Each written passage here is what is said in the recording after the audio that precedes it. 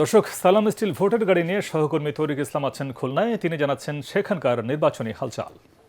সালাম স্টিল ভোটের গাড়ি নিয়ে আজ আমরা চলে এসেছি খুলনা সদর ২ আসনে।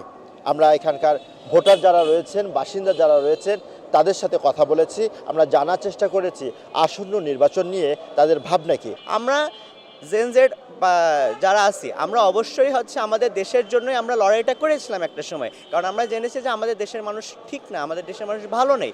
অবশ্যই আমরা এরকমই একজন প্রার্থী চাইবো যে আমাদের দেশের মানুষের উন্নতি করুক, কারণ দেশের মানুষের উন্নতি যদি হয় তাহলে অবশ্যই আমি মনে করি যে আমাদের দেশের মানুষের উন্নতি হলে আমাদেরই সার্বিক উন্নতি। ভূমিকম্প সহনীয় মোস্ট ডিউরেবল দেশের প্রথম থার্মেক্স রড সালাম স্টিল। সালাম স্টিল বোঝে ডিউরেবিলিটি। সালাম স্টিল মোস্ট ডিউরেবল স্টিল। আমরা একজন তরুণ ভোটারের সাথে কথা বলছিলাম। তিনি বলছিলেন যে আমাদের যেই দেশ, সেই দেশ যেন সুন্দরভাবে পরিচালিত হতে পারে। আমাদের ক্ষমতায় যারা আসবেন, আগামীতে সরকার যারা গঠন করবেন, তারা যেন সুষ্ঠুভাবে দেশ পরিচালনা করেন।